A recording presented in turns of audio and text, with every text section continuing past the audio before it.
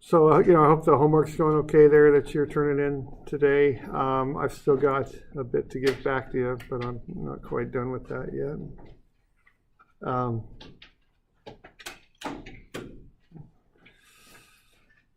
Okay, so let's have a look here at just a little bit of an overview of what we've been doing, just to kind of make sense of it.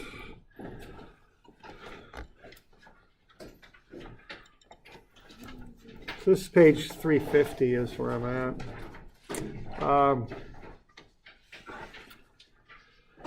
All right, so a lot of engineering situations we can break down into what we call biaxial stress. Bi means two, of course.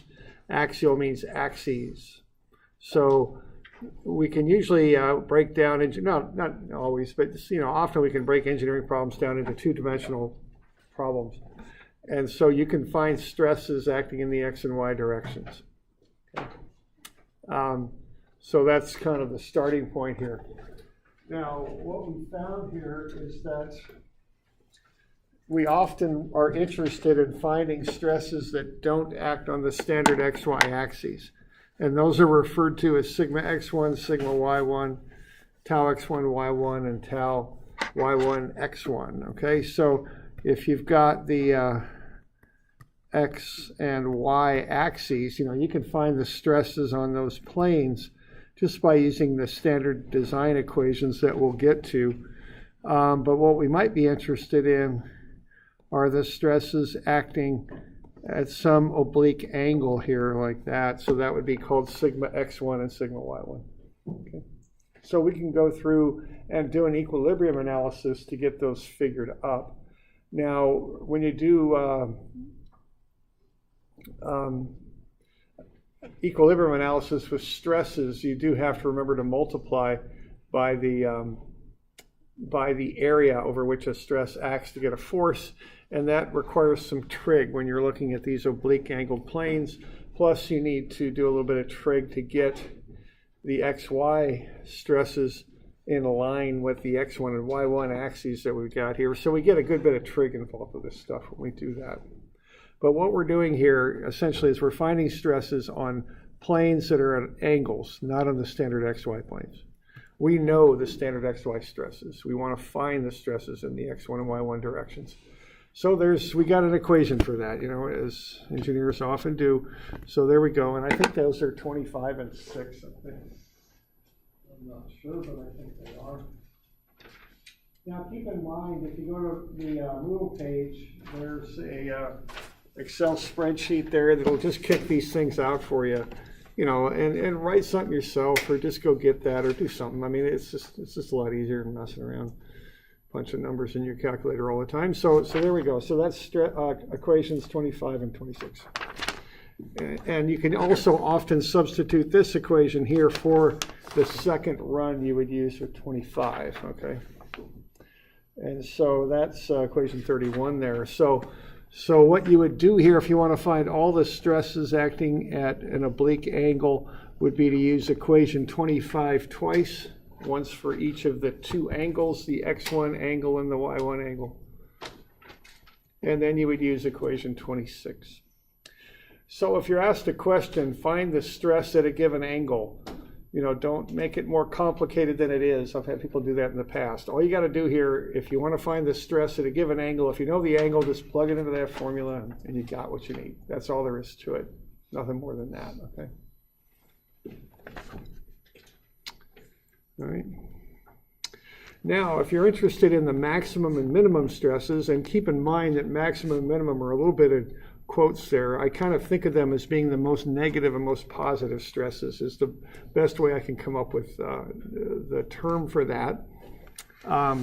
You first find the angle at which they act, and that's this formula right here. So step one would be to use equation 27 and find the angle at which the maximum and minimum stresses act, the principal stresses as they're called. All right. Then plug that formula or that angle into the general formula. So use equation 27 first, find the two angles at which these maximum stresses act, plug those angles into equation 25. and you can find out what the maximum stresses are. But you need to have this preliminary step where you find the angle at which they act. Okay?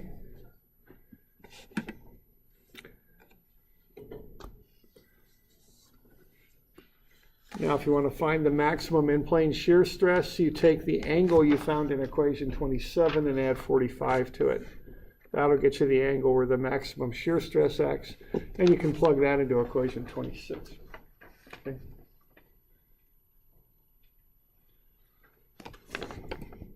That's the kind of the basics of it there. I mean, what I just went over. There's kind of two cases. One is find the stress at an angle, just use those formulas.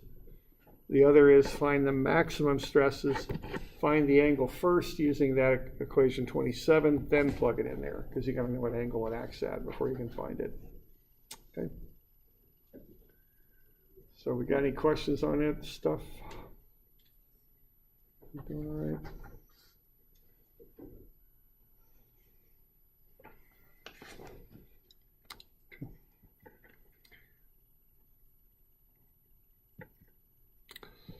Why don't we look at a couple examples then, if we're good with that. And why don't we look at failure as a way to help us visualize. Now, things often don't fail. We don't want them to, and they don't often fail, but it's a good way to be able to visualize things. So let's kind of have a look here at some examples of failure and analyzing these different angles. Okay. So why don't we go to whatever page this is on.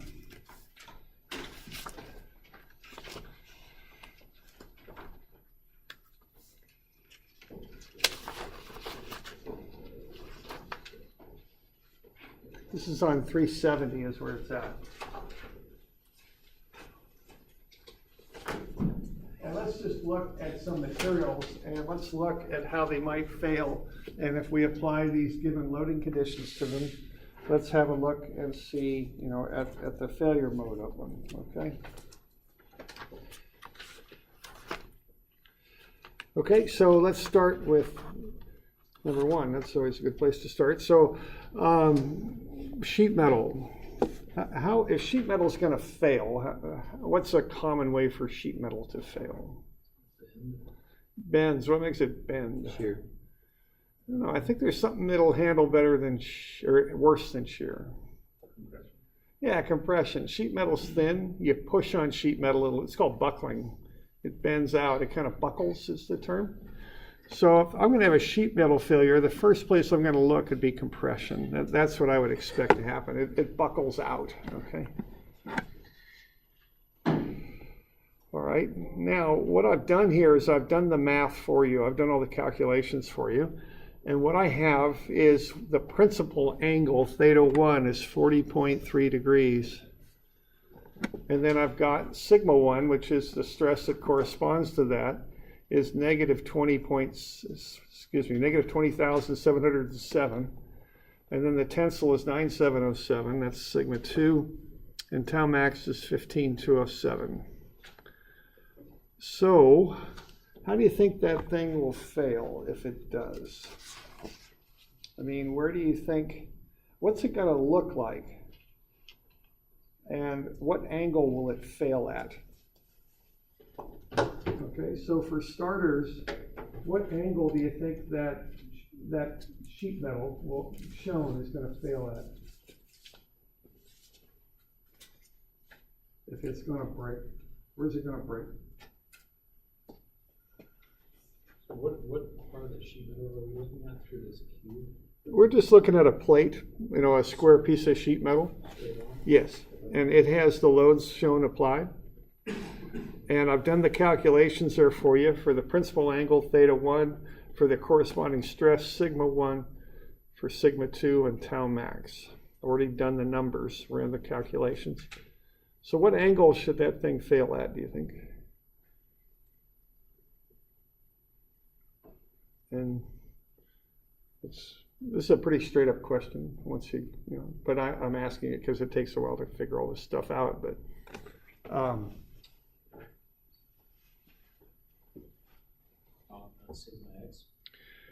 Yeah, it's going to fail on sigma x, or what do you mean by sigma x? Like a numerical angle?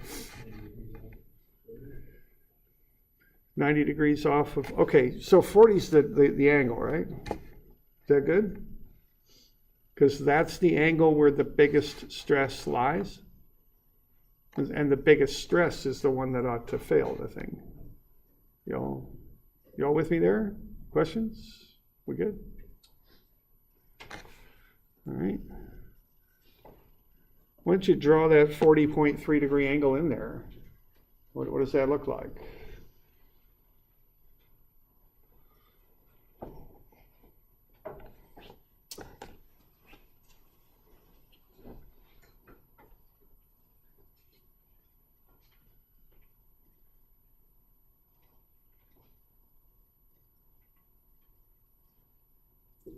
Also, we got International Culture Night, May 4th, Trip Theater. You're on campus, it starts at 6. They do some shows at 7, fashion show, magic show. They got free food. That's good. I got some buttons here. Somebody wants the Culture Night button. Very good. So there we go. Little commercial there. That's our sponsor today. Okay. All right, so where's that angle at? The 40.3 degree angle. Is it maybe something like that?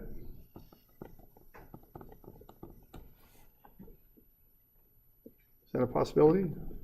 Strong possibility? That's good. Okay, so that's how we measure those angles, right? We go into the vertical plane. For a positive angle, we measure counterclockwise. We good with that? We got any questions on that? Now, okay, so now the stress is going to make it fail. So if I say what the stress on that plane, why don't you sketch the stress in? What's the stress going to look like on that plane? We've got a compressive stress on that plane, sigma 1. What does that look like acting on that plane?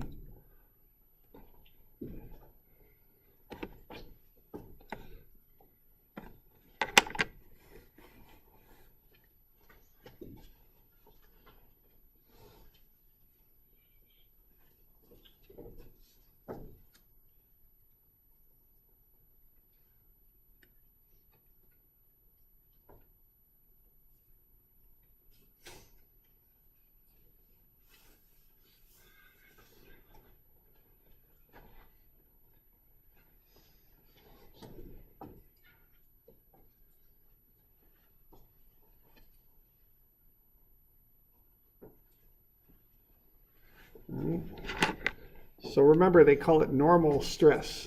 Okay, they call that for a reason, because it's normal to the plane. So the stress ought to be doing that. So we ought to have a stress of 2707 psi, doing that, and of course on the other side too. We okay with that? We good? So what's that thing going to look like when it fails? If I apply that stress to sheet metal and it makes it fail, what's it going to look like? Yeah. Any musical instruments come to mind? Accordion, yeah, I think so. Okay. So what's going to happen there is that's going to do that. It may not go all the way to a triangle, it might, who knows, but it's going to crush in that direction, right? It's going to start off like that. And it's going to do that. Okay? You all with me here? So what I'm trying to do is get beyond the equations, which we all spend so much time on, and get a little bit to what we're talking about here. Okay? And this is what we're talking about. Okay? So if I have that stresses on that plate, and I've got sheet metal, I'm going to be a little worried about that if I'm the type of person who worries about this stuff. Okay? That's the thing. That's the biggest, threat I've got to the material, to the integrity of the material. A compressive load, because it's sheet metal, it's thin and it buckles, and it's going to come in from that angle and crush it. That's my concern. Okay. Y'all okay with one? Good. Right.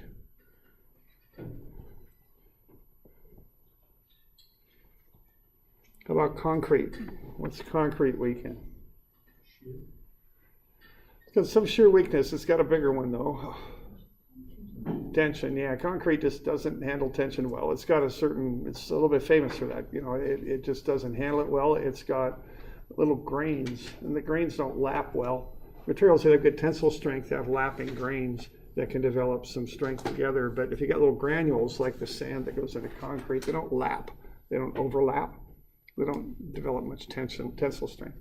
So to compensate for that, you know, if you're doing serious concrete, you put rebar in it, right? Kind of a mild steel. Okay, but yeah, I think compression. So why don't you repeat that process? Where's the angle at which it would fail, and what does the stress look like on that plane, and how would it fail if it breaks? You just circled compression. I did. That wasn't a good idea. Thank you. Trying to talk and circle something at the same time is usually not a good idea. Thanks.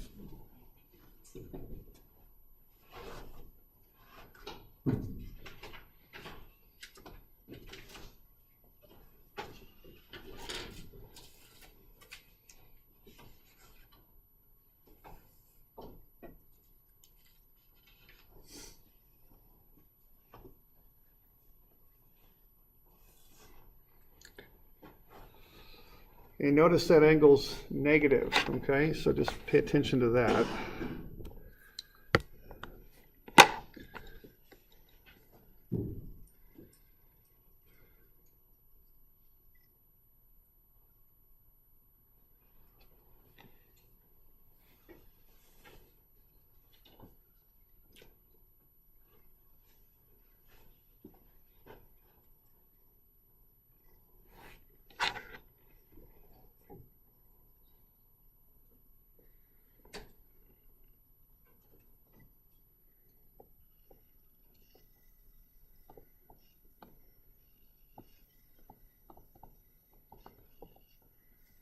Okay, can't really run the plane in very well from the left-hand side, so I did it from the right, clockwise. Negative angles clockwise. Doing all right with that? Okay. Questions? Okay. Stress, normal to the plane, the axial or normal stress. They call it both things. Normal is the best word I can think of to describe this, because normal means at a right angle. Okay, so that is one thing with this normal stress especially, you got to kind of keep it straight. You call out the plane that it acts on with the angle, but the stress makes a 90-degree angle with the plane that you call out. So you got to kind of keep that straight, okay? I'm going to do that. So when it breaks, you know, what's it going to look like?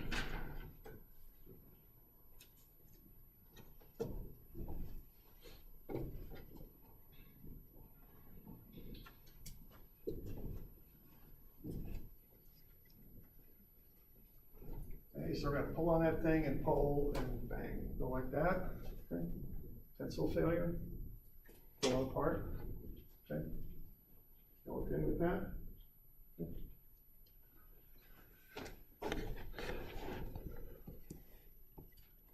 So something like that. That corner's going to pull off.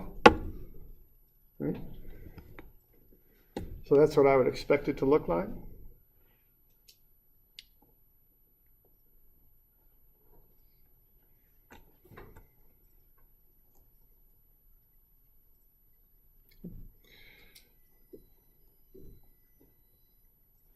All right, so we got our plane there, and bang, it just pulls apart like that on that angle. What was it, 32.5, I think. Like so. Okay. All right, so that's that one. One more. How about soil? Now soil has probably only does well in one type of stress, but what's the famous way that soil fails? What's that? Erosion. Yeah, I guess erosion and water and all that. What's the mode there of the three we've got?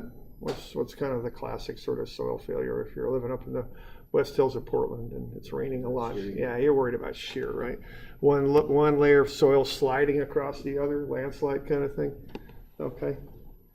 So, now tension is also a weakness for soil too, but let's just focus on shear. I'm going to change this sketch because I'm unhappy with how I decided to do that problem. So let's do it this one a little different.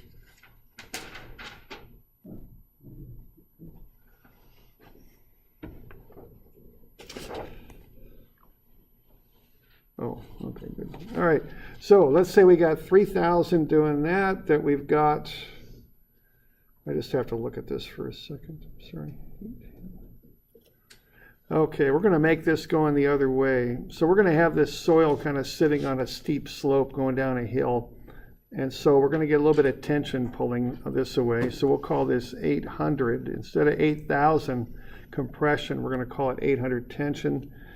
And then we're going to, and then we're going to call this other one here, oh, right, okay. Sorry, I've just got my sketch is so confusing. We're going to call this 200 here, okay? And then, of course, that'll change some of this stuff. So the angle, I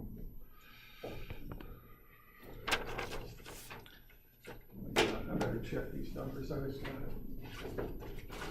back of an envelope thing here, so let's make sure we didn't make a mistake. So what do we got here? We've got, okay, tangent of what?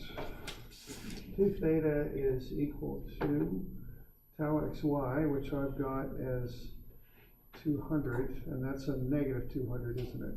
So that'll be negative 200 over sigma x minus sigma y over 2.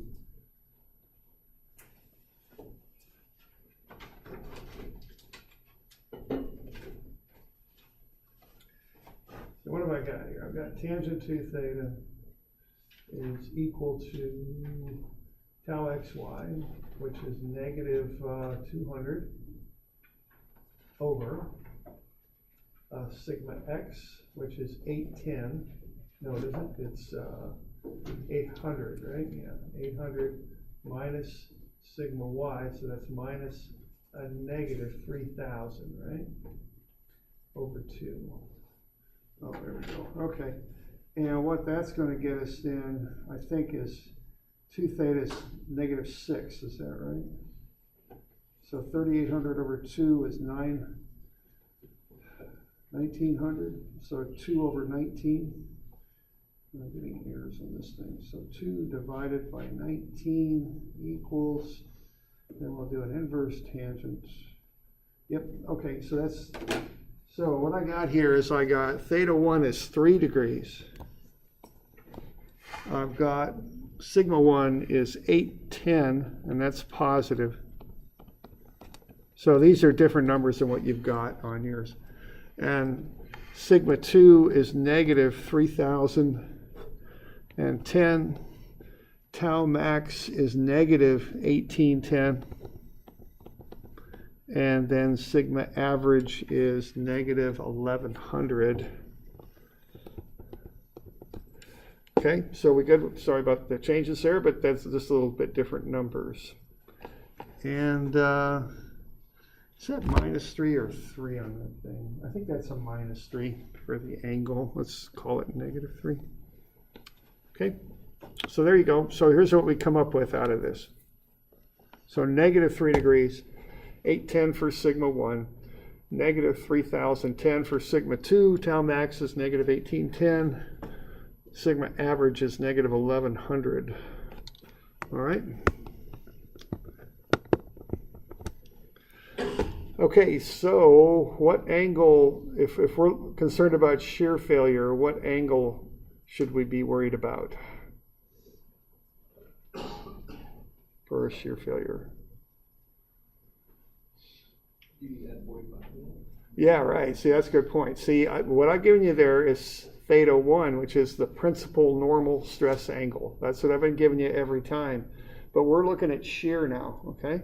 So we got to take that -3. So theta for tau max we got to take that -3 and add 45, and that'll get us 42, okay? So that's the angle you're going to be looking at. So we're going to have 42 degrees here, something like that. And on that plane, the shear is going to be a -3010. All right. Now, this is a little different than sketching these things up on elements, isn't it? I mean, on elements, you would just find that plane at -42 and then draw the shear parallel to it, right? But now we've got kind of a line going here. It's maybe just a little bit different. Why don't we just start off by putting in what that would look like? That would look like a negative would rotate this thing clockwise, right?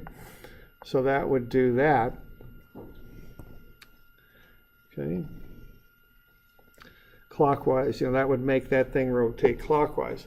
Now, the way I think about this, if I'm on a plane like this, to help me visualize it and draw it, is I think, and it's just a trick to help me visualize it and draw it, I think of that as being like a couple. You'll remember those from statics? And that's a negative couple, which means it's clockwise. So I draw the couple on the plane. So I would draw that in like that.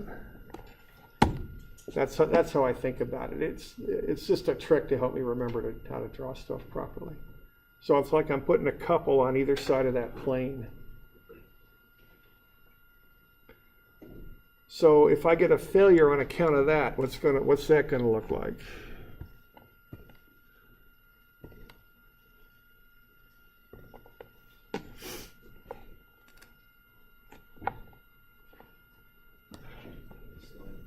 Going to slide, yeah. What's that northeast triangle going to do with respect to this one? Yeah, going down the hill, right? Which is what you kind of expect with a landslide. Okay. So that's what I would expect that to look like. So I just want you to have kind of a feel for why we're running these numbers and kind of what they mean. We're just doing some exercises here with principal stresses, just to help you visualize a little bit what this would look like if these occurred in something you were working with and they caused failure. Okay. So the whole point is when you start mixing different sigma x, sigma y, and tau xy, you can get weird effects on the angles that can get you stresses that are bigger than what you started with. And that's a concern when you're designing stuff. So you want to identify these principal stresses, understand which way they're acting, and then take some steps to prevent the failure that way, if the failure is a risk. Okay. All right. We okay with that? All right. And my other stuff on this isn't any good because I've redone the problem, so my other little slides here aren't any good for this one. But okay. All right. So there we go. All right. Why don't we, if we're good with that, why don't we move on to another one? And I just want to review this a little bit. So let's say we've got a wooden board shown, and its stress is shown with those stresses acting on it. And you don't have this, you might have to put this on the back of a page or something like that. Let's find the normal stress and shear stress on plane AB. Plane AB runs along the grain of the board, which is why we might be a little worried about that, okay? We might want to consider what the stress is normal to the grain, because it's going to pull that grain apart. Plus, if you got some shear acting on that plane, you could be in a little bit of trouble there, okay? So we want to investigate that. So if that normal stress were to cause the board to fail, what would the board look like after failure? Now, I want to reiterate with you, this is not a principal stress problem here. I'm just saying, what's the stress on that plane? What's making it apt to fail there is the fact there's grain there, see? Those two things influence what you got to be looking at. One is where the big stresses lie, what planes they lie on. but the other is what kind of material you got, and how does it resist those stresses. Kind of like we were just looking at. I'm not too worried about tension when I'm dealing with sheet metal because it's pretty good in tension. I'm not worried about compression when I'm dealing with concrete. So, and here, I've got a little concern about that grain angle, you know. It might be a weak plane, so I want to figure out what's the stress on that, okay? So why don't you figure out what the normal stress is there, and let's see what's going on there, okay?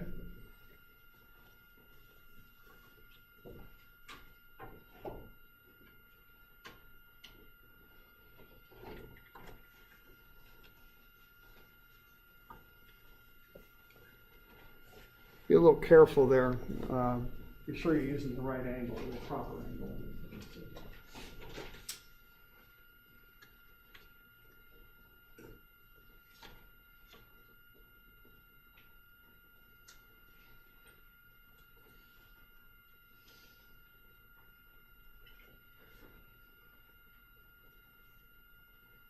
You know, it'd be handy to have that blue formula sheet out. That's a good one. I'll hang on to that for next year too. Some of these formula sheets, people email me asking for a copy. They're not bad to have because they kind of summarize stuff you need.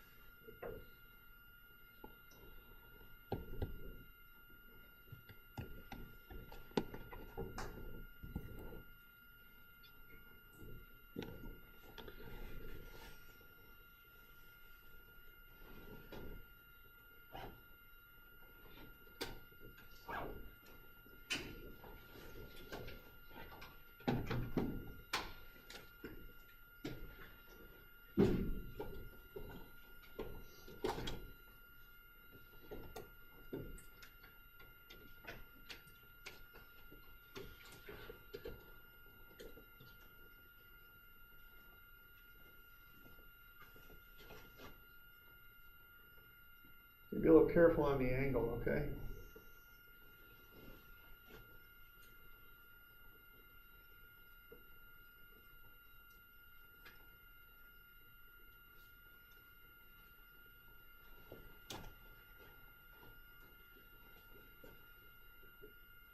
Theta going to be 65 on that one? For your theta angle? 65? Maybe not. I don't think it's going to be 65, okay? So just watch that a little bit.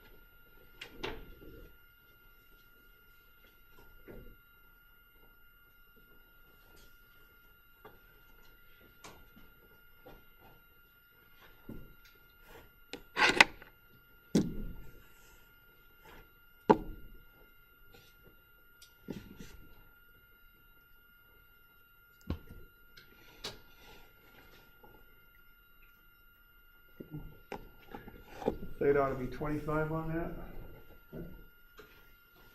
That's 65, but you want the angle with the vertical on the things, okay? So regardless of what you're given, use the angle with the vertical.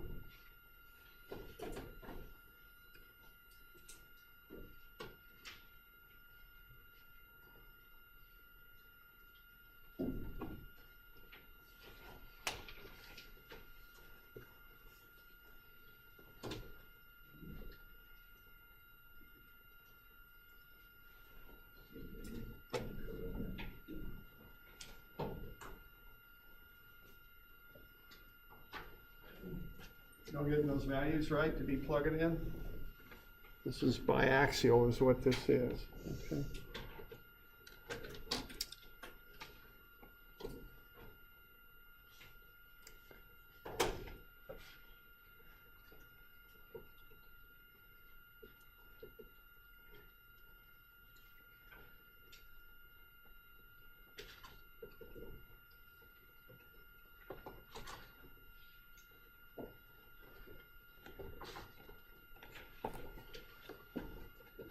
It's just a matter of plugging everything in. We get any questions on this? Want to go up here? I mean, once you get stuff figured out, it's just a matter of plugging into the formula. I mean, that's really about it. The thing on that, you had to know that it was 25 degrees, not 65 that you use. And the sign on the shear sometimes throws people a bit. Okay. Those are the two things to really kind of pay attention to on this one.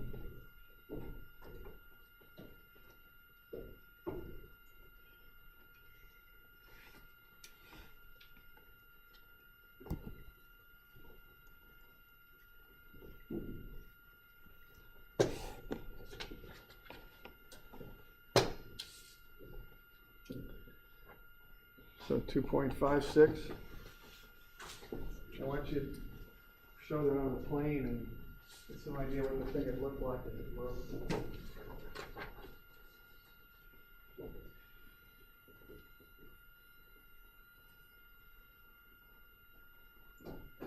These break boards back when I used to do Taekwondo and that. For shows and break boards, it's not that hard to do. And then we had a good woodworker in the club and he'd keep going back together. And you break them a second time, they'll break on a different plane. If they're doing properly, they're stronger than the others. Recycle the board. You break when you move? No, not you break it on a grain.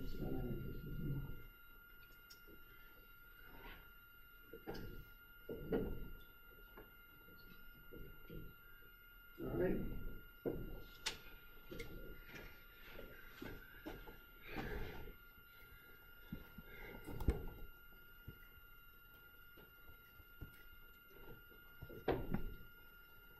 Okay. So 2.56. And that's just going to pull it apart, right? On that plane. And remember the name, it's normal stress. It's normal to the plane. That's where that name comes from, okay?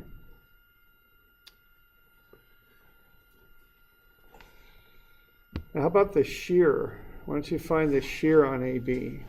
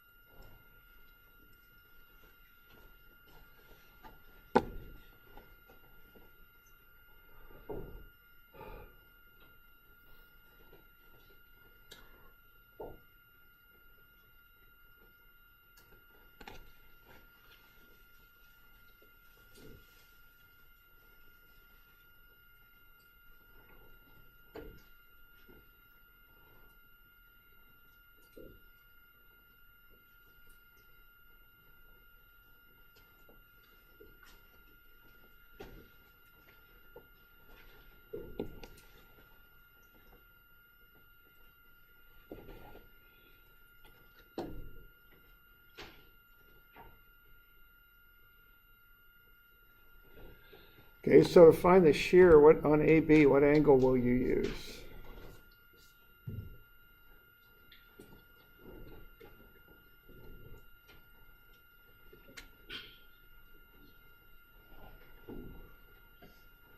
So to find the shear on AB, what angle do you use? 280. 30. 30. Oh, 180. Yeah, okay. So we got a little. That's why I asked the question, okay? This always drives me crazy on a midterm because I'll just ask people, what's the shear on this plane? And I just, people always make it too hard, okay? Theta is 25, okay? If I say find the shear on AB, just, it's 25, okay? That's all there is to it, because I'm not saying find the shear, I'm not saying find the maximum shear. You don't need to add 45 to it. All I'm saying is what's the shear on AB? And if I say that, just plug in 25 degrees. And of course, 2 theta will be 50, and I think that's kind of where some of you are coming from with your angles here.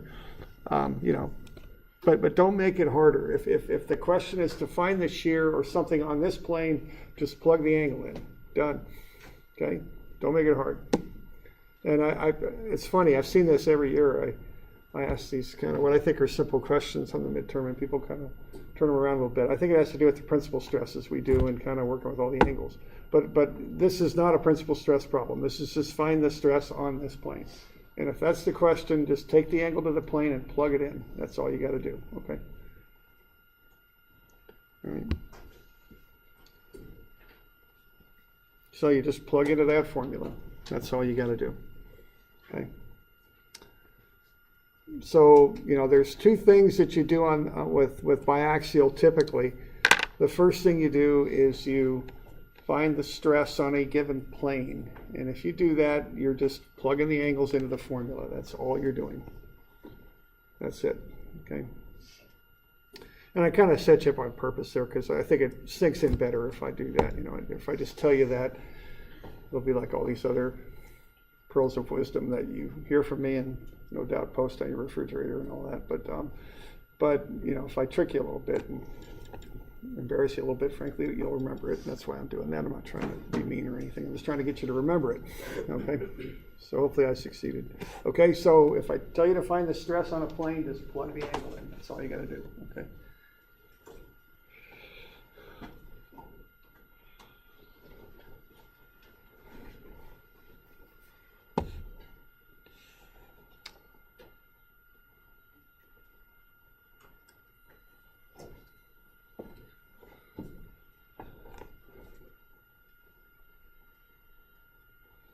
Okay.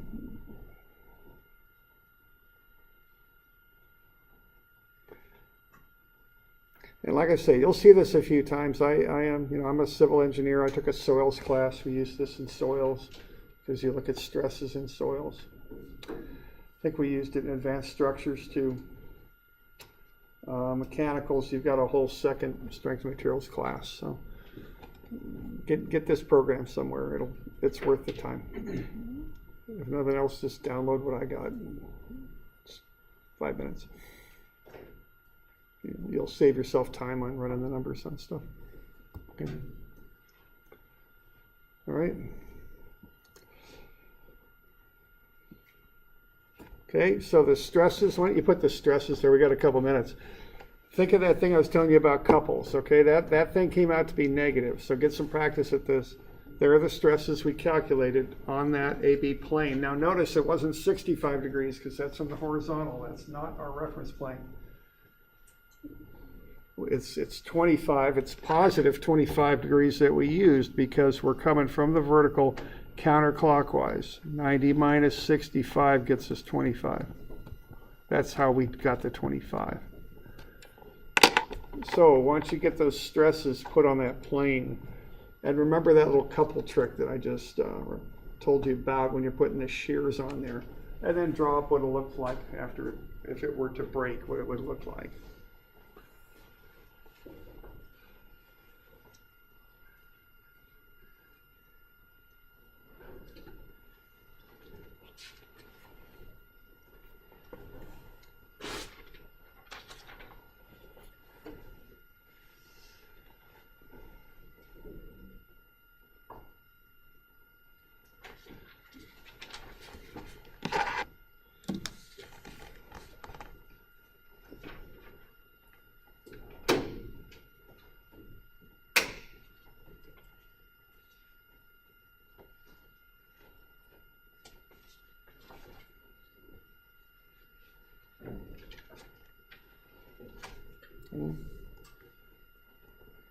Something like that. Okay. So, you know, the normal stress, easy enough, it's just tension, it pulls. The shear, sometimes, again, I like to think of it as a couple when I'm sketching it up. It's a clockwise couple there, right? Which the negative sign means clockwise. And then sketch the board after it fails on plane AB. So that tension's going to pull it apart. That shear's going to help it along a little bit too, right?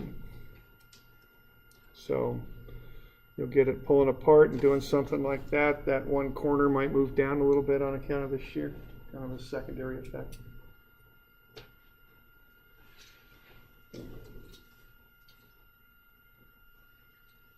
Let's see. Did I assign 201 and 2 already or no? Yes. I did. And that's due Wednesday. Okay, great. Okay. So that's just a bit of review. We'll look at a little something else tomorrow, or we got recitation, but we'll figure some stuff out tomorrow. Okay. So looking at a test a week from Wednesday, I think. Okay.